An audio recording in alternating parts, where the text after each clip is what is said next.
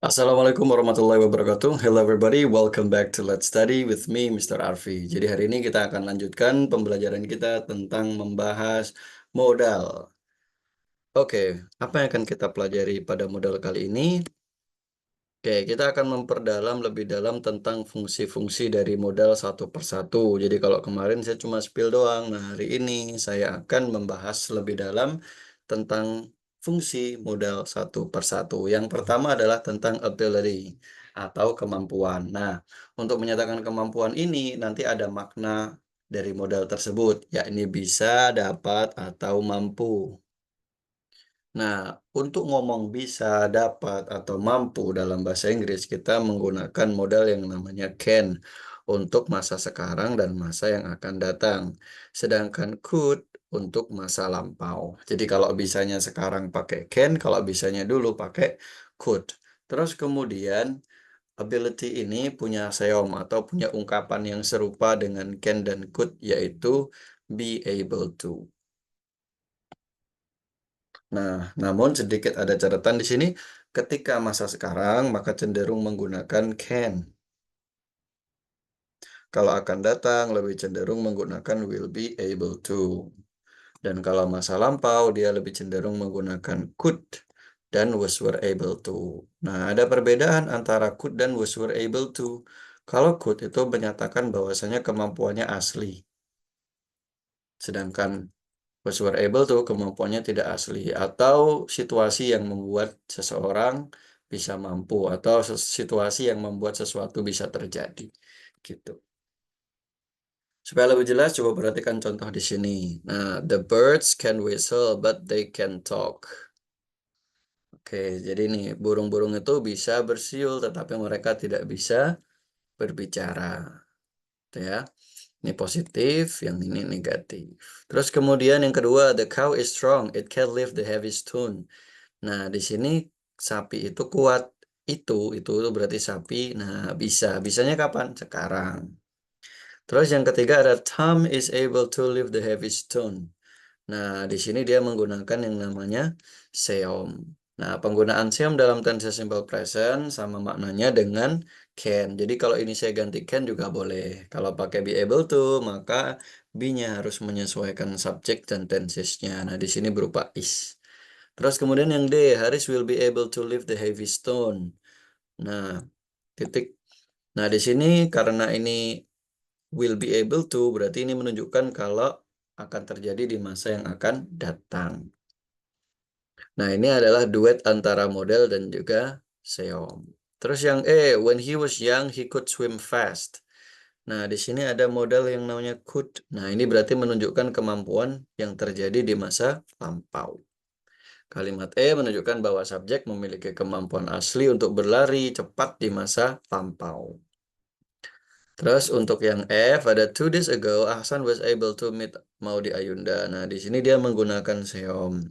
Dimana kalau seom itu kita ingin menunjukkan kalau ini adalah kemampuan tidak asli atau situasi yang menyebabkan si Ahsan ini bisa ketemu sama Maudy Ayunda. Terus yang terakhir ada the climbers were able to reach the top of Mount Everest yesterday. Nah, ini jadi ada situasi yang menyebabkan para pendaki itu bisa mencapai Mount Everest, entah karena cuacanya atau dan lain sebagainya, gitu ya. Tapi kalau misalkan mau saya ganti could saja boleh nggak? Boleh, tenang saja. Itu hanya detail-detail kecil. Jadi pada dasarnya could sama was were able to ketukar-tukar juga nggak apa-apa. Orang tetap paham. Terus kemudian yang kedua adalah necessity atau kebutuhan atau keharusan. Yang mana necessity ini atau kebutuhan keharusan ini punya makna, yaitu harus dan tidak harus. Untuk mengucapkan harus dan tidak harus, kita bisa menggunakan dua modal. Ada yang must, ada yang needn't. Nah, bukan mustn't ya, perlu diingat. Kalau harus itu must, kalau tidak harus itu needn't. Nah, dia di sini digunakan untuk menyatakan harus di masa sekarang dan tidak harus atau tidak perlu di masa sekarang. Terus kemudian ada seom. Nah, seomnya apa? Ada have to, have got to, be to. Yang paling umum yang mana? Yang have to. Ingat have to nanti kalau subjeknya he, she, maka jadinya has to. Jadi tidak selalu have to ya. Terus kalau terjadi di masa lampau, dia menggunakan had to. Jadi kalau harus di masa sekarang itu menggunakan must, tapi kalau harusnya di masa lampau, dia menggunakan had to. Itu harus diperhatikan. Jadi nggak bisa I must go yesterday, itu nggak bisa. Ini ada contoh, I must buy some new cars. Nah, ini berarti saya harus membeli beberapa mobil baru. Terus yang kedua, you needn't wear your raincoat because it's going to be sunny. Kamu nggak perlu mengenakan, ini harusnya modal. Mm, Sama ya, sama-sama modal, ini verbnya. Ya memang pada dasarnya dua-duanya verb, cuman yang ini modal, yang ini bukan modal, yang ini verb ordinary-nya atau verb utamanya. Yang ini modal, yang ini verb satunya, gitu ya. Terus yang ketiga adalah they had to go home last night. Nah, di sini ada keharusan di masa lampau. Pakainya had to, bukan must. Jadi jangan lupa kalau harus sekarang kita menggunakan must, tapi kalau harusnya dulu kita menggunakan had to. Terus kalau tidak harus, bukan mustn't, tapi needn't.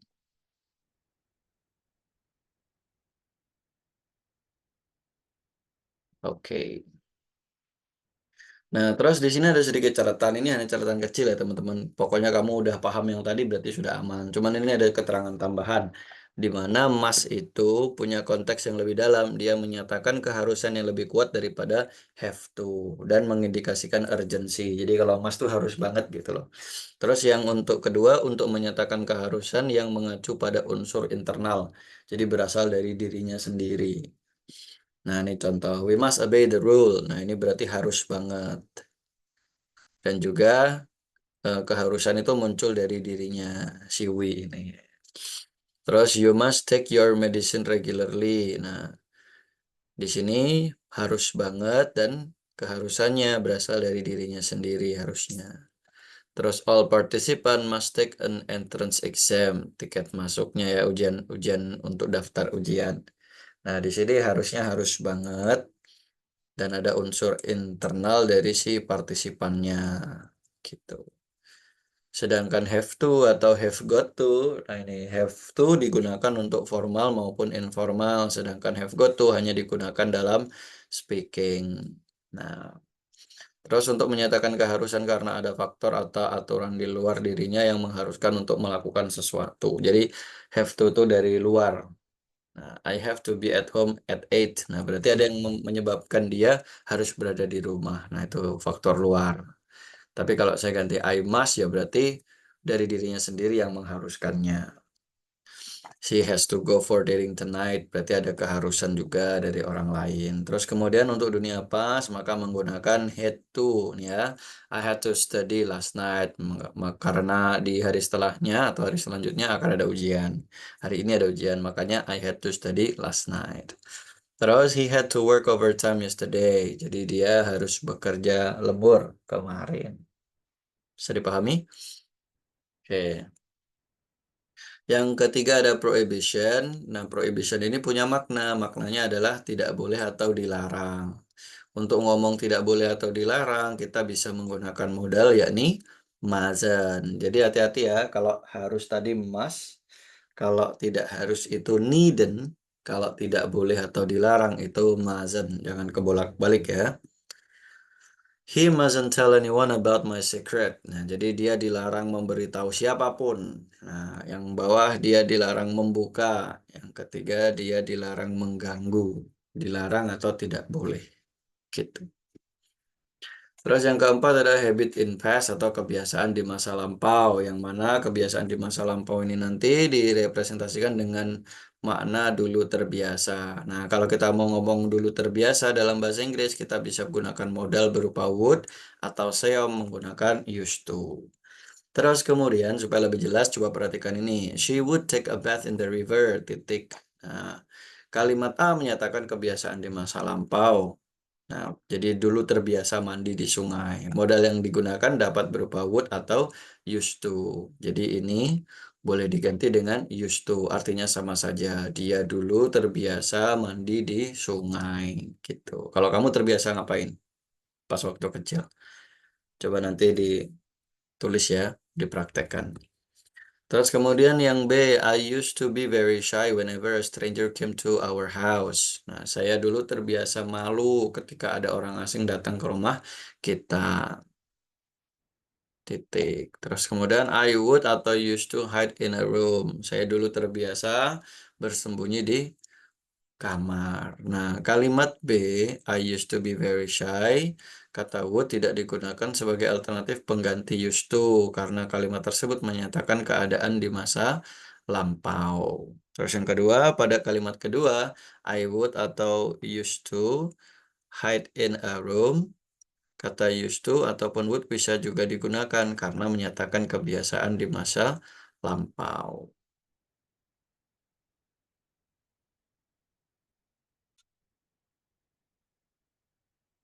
Oke, terus kemudian yang C, Haris is used to eating rice for lunch. Nah, ini Haris terbiasa makan nasi untuk makan siang. Nah, di sini ada is. Oh, berarti bisa digunakan di masa sekarang. Nah, ini ada catatan sedikit. Perbedaan penggunaan used to verb 1. Nih, used to verb 1 digunakan untuk kebiasaan di masa lampau. Jadi hanya digunakan di masa lampau saja. Haris used to steal mango. Haris terbiasa mencuri mangga. Tapi beda kalau ini. Is MR used to ketemu verb ing. Nah, bisa digunakan untuk kebiasaan dari dulu hingga sekarang. Jadi ya ada SMR-nya itu loh. Jadi kalau kebiasaanmu dari dulu sampai sekarang ya kita pakainya SMR. Terus yang kelima ada semi modal, kata yang dapat difungsikan sebagai noun, verb, dan modal auxiliary. Nah, di sini ada need sebagai noun, yang artinya adalah kebutuhan. Nah, karena dia sebagai noun, maka posisinya kalau tidak di subjek, ya di objek. Aku tahu kebutuhanmu, I know your need. Nah, need-nya di sini sebagai objek. Yang kedua sebagai verb ordinary yang artinya butuh atau perlu. Nah, karena dia sebagai verb ordinary, maka posisinya ya di verb. Mereka butuh bantuanmu sekarang. They need your help.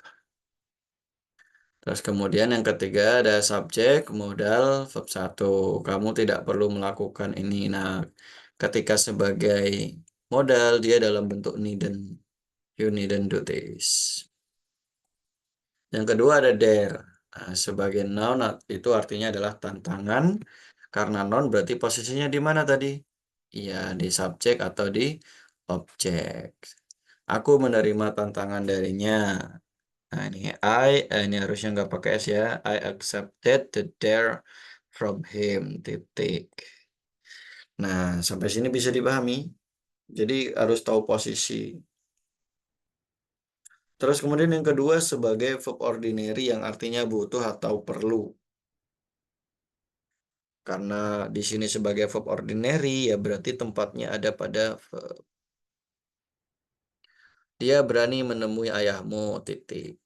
Terus he dares to meet your father. Nah, berarti dia diperlakukan sebagai verb normal. Jadi ada perubahan menjadi verb SES. Yang ketiga sebagai modal auxiliary yang bermakna berani. Nah, modal berarti ini subjek modal ketemu verb 1. Masih harus ditambahi verb 1 lagi di sini ya. Typo, sorry. Jadi setelah modal harus tetap verb 1. Aku berani menantang tantangan dia. I dare modal terus verb 1. I dare his dare gitu. Jadi seru ya. I dare his dare gitu. Tapi artinya jadinya aku berani menantang tantangan dia. Ini contoh buat seru-seruan aja. Gimana maksudnya menantang tantangan dia tuh? Sudah ditantang, tantang lagi. Ya gitu ya. Jadi memang contoh buat seru-seruan aja. Tapi ada loh yang seperti itu gitu.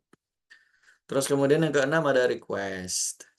Nah, request di sini digunakan untuk menyatakan permintaan. Berarti dia nanti dalam kalimat tanya ya. Nah, nanti bisa gunakan may, might, could, can. Nah, lebih sopannya nanti menggunakan might atau could. Dan ini semua digunakan dalam situasi yang formal. Atau will, would, could, can. Jadi yang beda cuma dua atas ini. Yang could, can bisa semuanya ya. Terus kemudian dia punya seom yaitu be allowed to yang semuanya artinya adalah bolehkah, maukah, atau sudikah. Nah, kalau yang bolehkah itu yang ini. Bolehkah saya, bolehkah aku, bolehkah dia gitu. Tapi kalau yang maukah gini, maukah kamu, sudikah kamu gitu.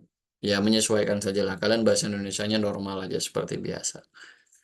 Nah, catatan untuk request, kalimat yang digunakan harus berpola interrogatif, berarti modalnya ditaruh paling depan. Nah, modal subjek bertemu dengan verb 1. Nah, pasnya was were, subjek allowed to bertemu dengan verb 1. Supaya lebih jelas dan lebih gampang untuk dihafalkan, hafalkan aja dua kalimat kunci ini. Will you marry me sama may I wash my hands sebagai patokan. Will ini boleh diganti dengan ini. May, might, could, can. Sedangkan may, sorry, will ini boleh diganti dengan yang ini. Kebalik, guys. Pantasan kok agak aneh. Nah, sedangkan yang may itu ikut yang atas ini. Itu ya, jadi ini salah.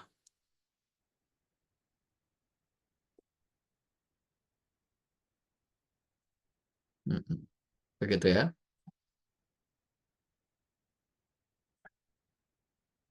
Jadi will-nya boleh diganti would, could, can. Terus kemudian may-nya boleh diganti may, might, could, can. Itu diapalin aja dua kalimat ini. Nah, setelah itu tinggal kalian kembangkan. Kalian tinggal ganti-ganti aja verb satunya ini. Will you go out tonight with me?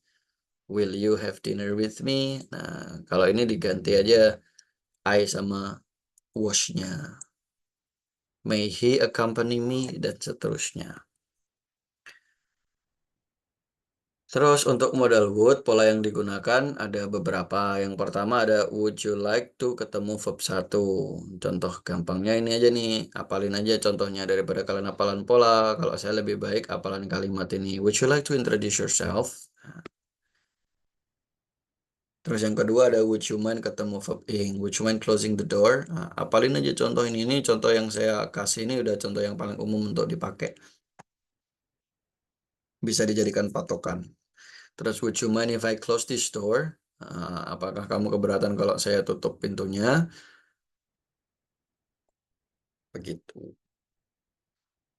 Nah, supaya lebih jelas, coba kerjakan latihan berikut ini. Nah, di sini ada contoh soal, bisakah kamu mengajariku? Kira-kira ini modal apa ini? Fungsi modal apa? Apakah keharusan? Apakah request? Apakah ability? Nah, yang sudah kalian pelajari tadi. Ternyata di sini ada bisakah. Oh, saya ingat saya bisakah itu request. Bisakah kamu? Oh, berarti tadi yang lupa. Jadi lebih baik kayaknya pakai can could aja. Kan itu yang paling netral bisa digunakan untuk subjek apapun. Maka di sini saya pakai can you teach me? Nah, gitu.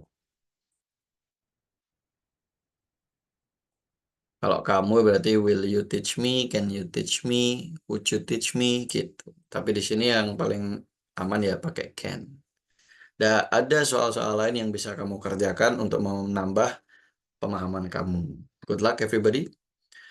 Demikian yang bisa saya sampaikan. Kalau kalian mau penjelasan lebih dalam, kalian bisa ambil kelas privat bersama saya, Mr. Arfi, atau kalian juga bisa pergi ke kursusan namanya Kresna Kampung Inggris.